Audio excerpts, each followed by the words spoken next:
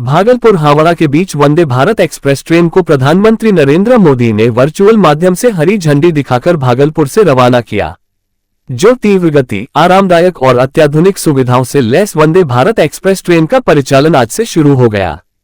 Bhagalpur Howrah Vande Bharat express train के उद्घाटन समारोह में केंद्रीय रेल राज्य मंत्री सरदार रमनीत सिंह, सांसद अजय मंडल, स्थानीय विधायक, मालदा डिवीजन के डीआरएम सहित काफी संख्या में लोग एक ऐतिहासिक पल के साक्षी थे और भागलपुर रेलवे जंक्शन से हरी झंडी दिखाकर रवाना किया। इस दौरान केंद्रीय रेल राज्य मंत्री सरदार रमनीत सिंह ने कहा कि भागलपुर से हावड़ा के बीच वंदे भारत एक्सप्रेस ट्रेन होने से भागलपुर के व्यापारियों को काफी सुविधा होगी। वहीं भारतीय रेल की कनेक्टिविटी को बढ़ाने में एक महत्वपूर्ण मील का पत्थर साबित होगा।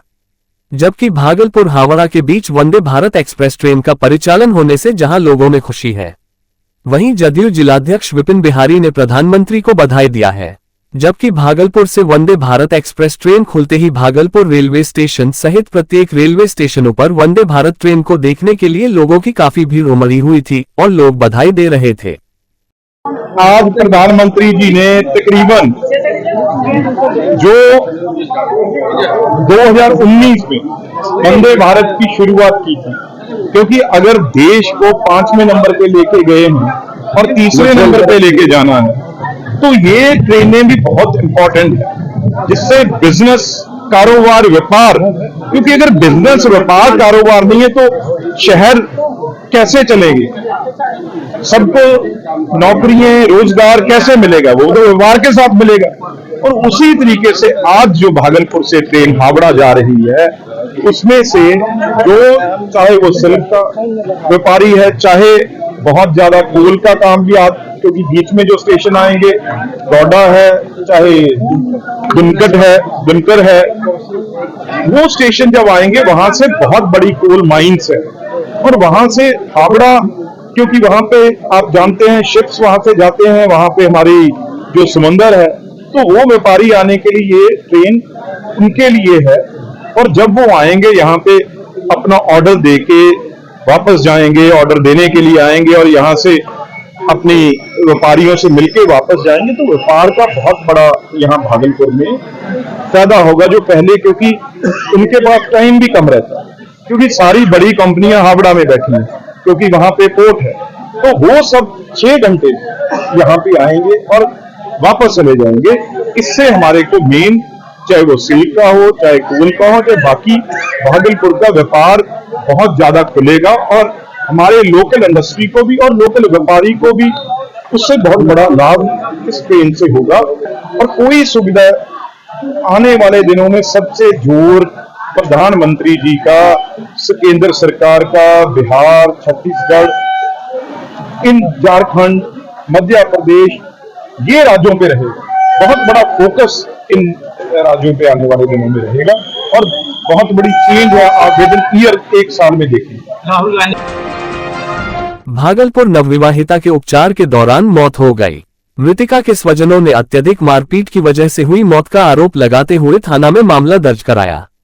वहीं पुलिस के द्वारा शव को अपने कब्जे में लेकर पोस्टमार्टम कराकर परिजनों को सौंप दिया गया। बता दें कि नवविवाहित ने प्रेम विवाह रचाई थी। मामला जिला के घोघा थाना क्षेत्र का है।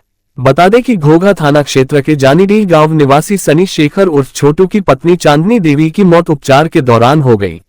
वहीं मृतिका के परिजनों ने बताया कि जब से चांदनी की शादी हुई है, चांदनी का पति और परिवार के अन्य सदस्य मिलकर हमेशा मारपीट व प्रताड़ित करते थे।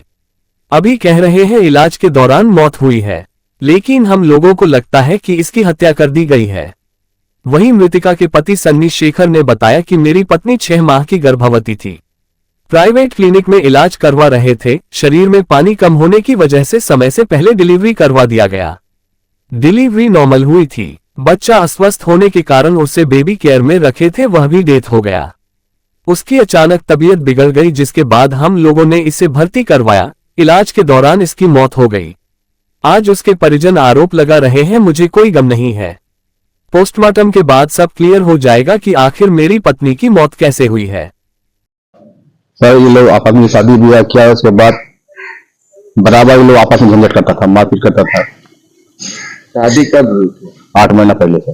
क्या अरेंज मैरिज था कि लव मैरिज था? लव मैरिज था। Love marriage. अंतरजातीय विवाह था कि दोनों मैं जाती है। जाति? क्या मतलब कि शादी के बाद से ही खटपट कर रहा था क्या दोनों में? जी सर, शादी के बाद 2022 23 दिसंबर को वो सब मेरे पे आरोप लगाया गया कि मेरे बेटी के साथ प्रेम प्रसंग था, गलत किया, जिसमें हमने शादी के लिए स्वीकार किए। मेरे घर का गार्जियन रेडी नहीं थे, उसके घर का गार्जियन रेडी थे। हम अकेले जाके शिव मंदिर में, ओलपुरा शिव मंदिर में 11 बजे रात को शादी किए कि हमको आप ही से शादी करना है। 23 दिसंबर 2022 उसके घर वाला ही मतलब थाना में आवेदन देके हमको मतलब जो भी जैसा अभी 45 किया गया, जिसके लिए हमको बोला गया तुम शादी नहीं करोगे, शादी नहीं करोगे। हाँ, कर दिया नहीं वैसा कोई बात नहीं सर, मेरे पास पूरा जानकारी है। प्राइवेट रोली भारती के यहाँ भी पहले उसको 2.5 महीना का प्रेग्नेंट थी, तो खत्म हो रहा है। इसमें रिपोर्ट आएगा ना सर? इसमें जो रिपोर्ट आएगा, हाँ हमको पक्का कंफर्म विश्वास 100 में 110% है विश्वास, हमको इंसाफ मिलेगा सर। कजरली थाना क्षेत्र के कुमरत गांव में भूषण पासवान नामक वृद्ध व्यक्ति का लाठी डंडे से पीटकर अभिषेक पासवान और विक्की पासवान नामक अपराधी ने कर दिया। घटना के बाबत भूषण पासवान की पत्नी आशा देवी ने बताया कि हमारे गांव के ही अभिषेक पासवान की पुत्री के साथ मेरा बेटा का 2-3 साल से प्रेम प्रसंग चल रहा था। इसी दौरान अभिषेक पासवान की पुत्री ने मेरे बेटा को घर से भागकर शादी करने को कहा। इस बात की जानकारी मेरे बेटे के द्वारा हमें दिया गया, जिसके बाद हम अपने बेटा को मना कर दिए और बेटा को कमाने के लिए हैदराबाद भेज दिए। मेरा बेटा 8 महीना के बाद हैदराबाद से आया हुआ है। इसी दौरान अभिषेक पासवान की पुत्री कहीं भाग गई। इसके बाद अभिषेक पासवान के द्वारा हम लोगों को लड़की को भागने का आरोप लगाया। उसके बाद अभिषेक पासवान और विक्की पासवान घर में घुसकर मेरे पति को लाठी डंडे से बुरी तरह पीटना आरंभ कर दिया। हमारे घायल पति को इलाज के लिए मायागंज अस्पताल लेकर आए, जहां इलाज के दौरान मेरे पति की मौत हो गई। घटना घर में घुस के मारा है, माथा चूर गया। कौन मारा है? ये अभिषेक पासवान, विक्की पासवान। क्यों मारा? कुछ बात था? बात तक उसके बेटी ये 2-3 साल से मतलब बात उत करता था। हमको उसका बेटी बोल रहा था हमारा बेटा के भागने के लिए। तो हमको बेटा बताया, हम बताया नहीं, हमको बेटा हम बोले देखिए गांव समाज में बेटा ऐसा काम ना, उसे अच्छा नहीं लगता है।